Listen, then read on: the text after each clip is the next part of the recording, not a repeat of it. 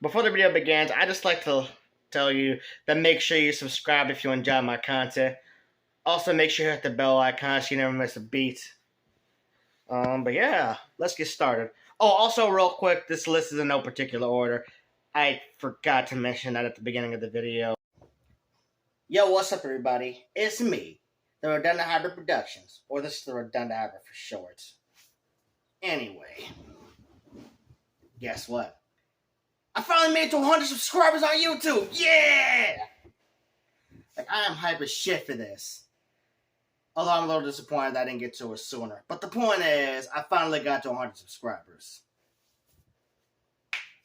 And as a little thank you, I decided to let you guys pick my next video. And while the people spoke, and by the people I mean all 5 of you, and you wanted me to talk about my top 10 favorite anime powers. Yeah, I know you mostly see me do video game content on this channel, but I actually do love anime as much as I love video games. I just don't really get opportunity to talk about it a lot. For whatever reason. I don't know, man. The video game stuff just does better. Well, some of the video game stuff. Whatever. So before we get into this list, I got 3 rules. Rule number 1, one per franchise. And yes, this includes spin-offs. Rule number 2, I can't just put power systems on there. Like, I can't just say key manipulation because that's actually for quite a few animes. Or magic, because again, that's for a bunch of different animes. You know, just I gotta be specific. And rule number 3, I can't just put a bland power on there without it having some kind of thing that makes it special. By that I mean, okay, so let's say a character has telekinesis. Like, how does the telekinesis work? Like, is it just regular mild old telekinesis, or did they get it from some kind of mutant ability? It has to have some kind of, it has to have some kind of explanation behind it.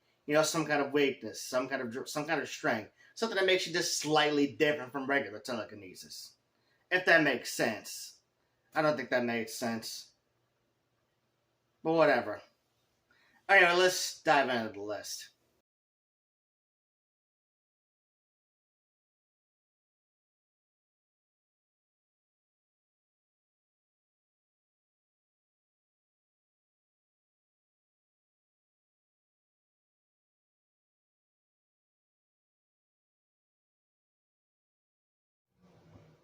Okay, we're starting off on a bit of a controversial note.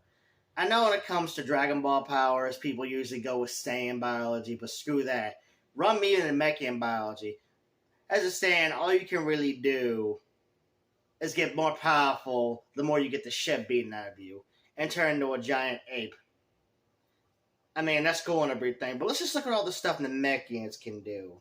Healing, the ability to draw somebody's line of potential, the ability to stretch your arms, regeneration, the ability to expand your size, the ability to make matter out of nothing. This dude Piccolo literally looked at Gohan and gave him clothes. Like, he literally said clothes beam, sword beam. Like, how do you even do that?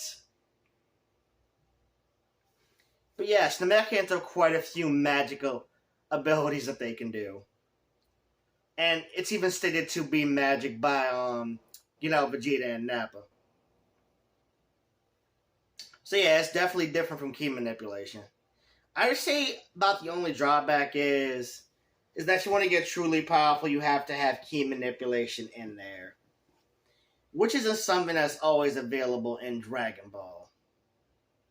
I mean, obviously every alien race, has some form of key manipulation.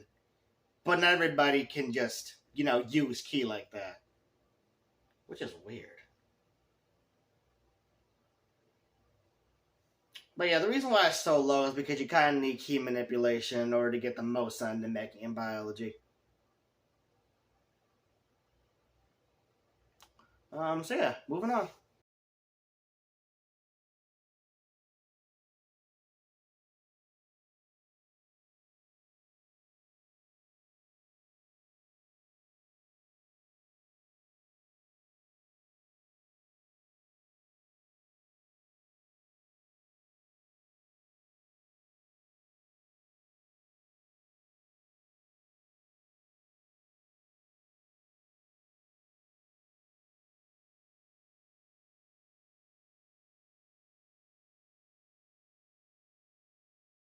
Okay, I know this was kind of cheating a little bit, but not really.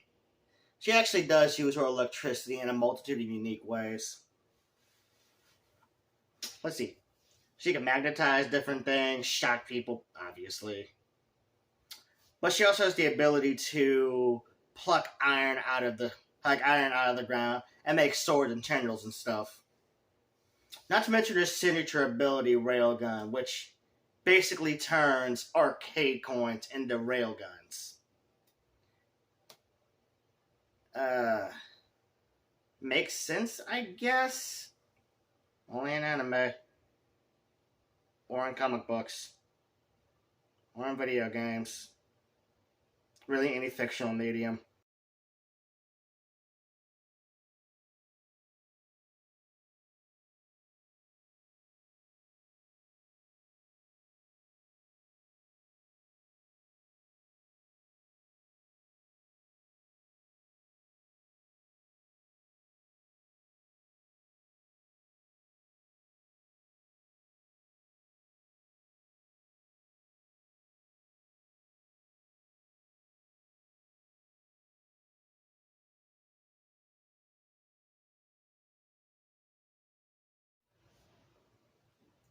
Sorry, I'm not really sure what to say about this one. Um, Yang someone's burn is just cool to me. It makes you look cool while you're doing it. I love the effect. I say about the only thing I don't like about it is the fact that you have to take damage in order for it to work. And if you take too much, it can render you unable to fight or worse. But yeah, just a really cool stimulus to me. Again, I don't know what to say about this one. I just really like it.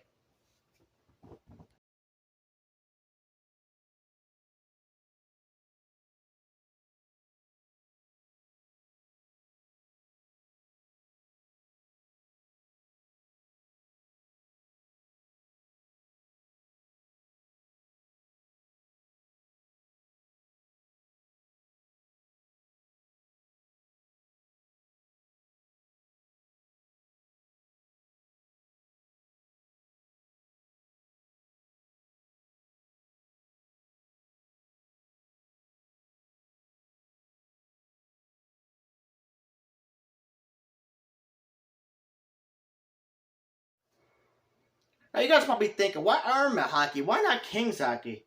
Because King's Hockey is not that useful. Like people try to hype up King's Hockey and stuff, but it's only really good against grunts and nobodies. Hold on, hear me out. Let me explain my point real quick. To go off tangent a little bit, there's a good reason why in versus debates with, OnePiece characters, King's Hockey is never brought up. Because regardless of whether or not they do win that fight, I can guarantee you one thing. King's Hockey did not help them. Okay, because having a strong will is just something most MCs just seem to have. It's like, I'm never going to give up. You can beat me, but you're not going to break me. That kind of thing. Just... So, yeah, man, just... what do I need this for? And as for observation hockey, I mean, it's cool to have, like, a danger sense and everything, but the thing about danger sense is that you have to have the speed and agility in order to react to said danger. Now, I'm not trying to call myself slow or anything, but, sometimes things just catch you off guard. Even if you do know it's about to come. So, yeah, just show me ornament hockey. Like, just make my punches and kicks and whatever else, harder. Don't take that the wrong way, you perverts. And also run me that invulnerability negation. Yeah, Arma hockey is really the only hockey that I would want.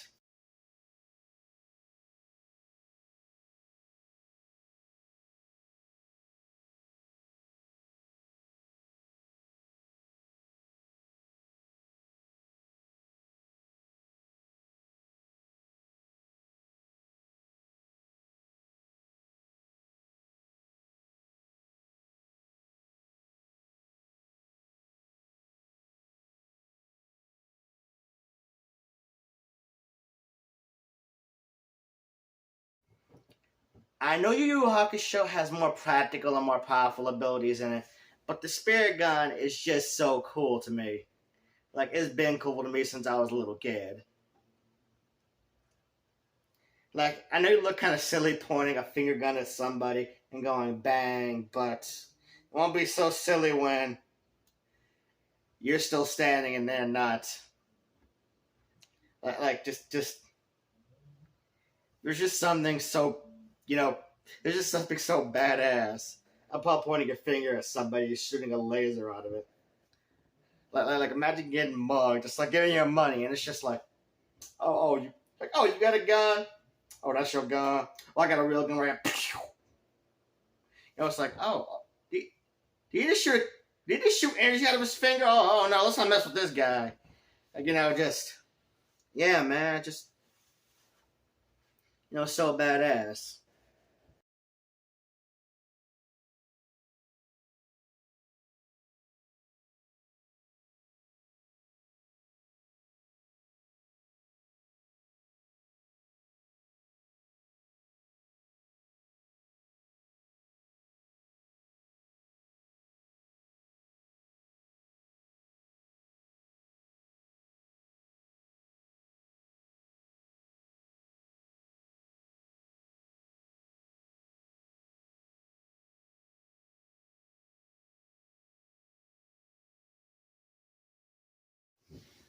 Okay, I feel like this is cheating a little bit, but Karkata Sakura has innate magical talents. She just manifested through the cloud card, so I feel like it's okay. But yeah, man, I love Karkata Sakura, and I really love, the whole gimmick of in order to use your magical powers, you gotta get these cards. It really takes me back to the 2000s where everything had to be a card game. I wonder if there was any. I wonder if there was ever any Karkata Sakura trading cards. But I'm getting off topic. Yeah, the point is, man, like I really love I really love the idea of having to use magic to these cards.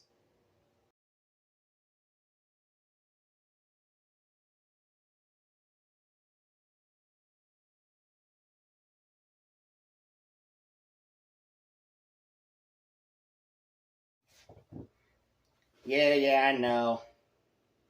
Waterbending isn't exactly the most powerful form of bending. That probably have to go to earthbending. It's also not the flashiest, bending. That probably have to go to firebending. It's also not the most abundant bending. That probably have to go to airbending. But it is easily the most versatile bending. Like, not like you attack with it, but you can also heal with it, attack spirits with it, and even control people with it. Like bloodbending is so underutilized. It's kind of frustrating that a university decided to ban it. I mean, we saw the stuff that Amon and Tira could do with it. Not only that, but you could also take people's bending away with it. Like, how does that even work? They still never explained that.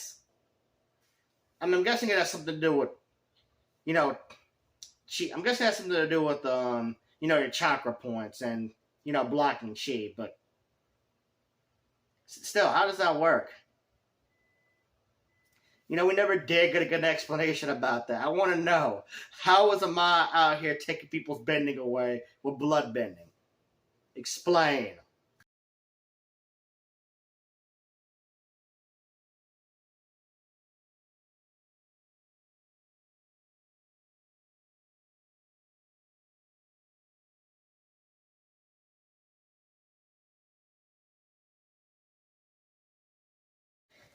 I already know some of you were expecting to see something from FairyTail on here. I mean, I got the tattoo on my arm right here. I love that anime. It's my favorite battle show of all time. But yeah, when I'm talking Slayer magic, I'm talking Slayer magic of any kind because whether it be demon, god, or dragon Slayer magic, they all kind of function the same. Well, each one of them turns you into whatever type of Slayer magic you have, but I'm getting off track a little bit. The point of Slayer magic is cool.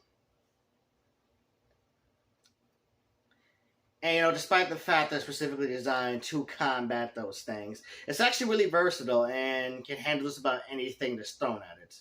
Especially with the OB ability to eat whatever type of Slayer mag you have.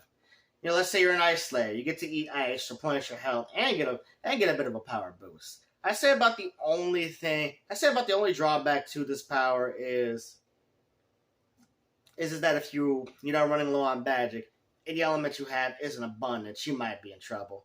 But even then, there's remedies to that. If you're a Fire Slayer, just carry around a book of matches or a lighter or something. It's smart. Create a small fire and eat that. Yeah. Sometimes it's a simple solution. Sometimes the simplest answers are the best answers.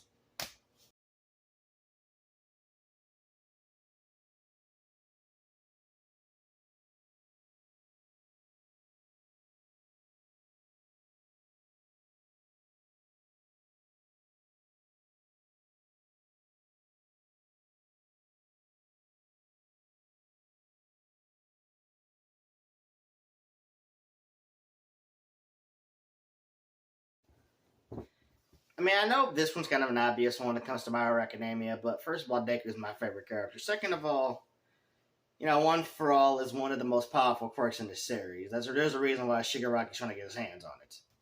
Like superhuman strength, superhuman speed, and superhuman durability. And not to mention all the store quirks within, One For All.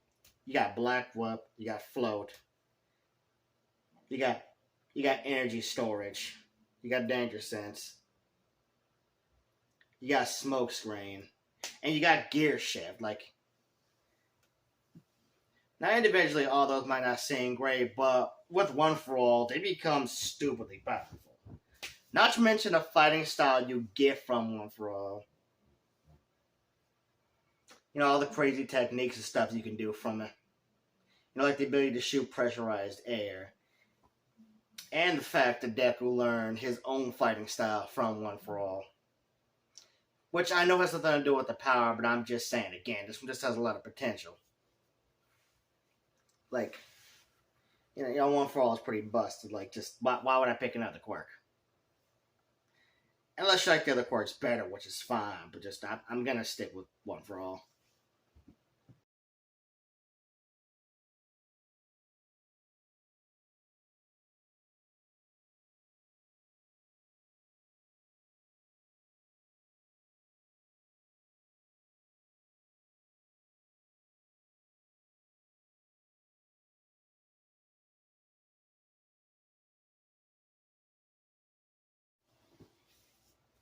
And we've come to Naruto. About time I'm wearing a shirt, Rick.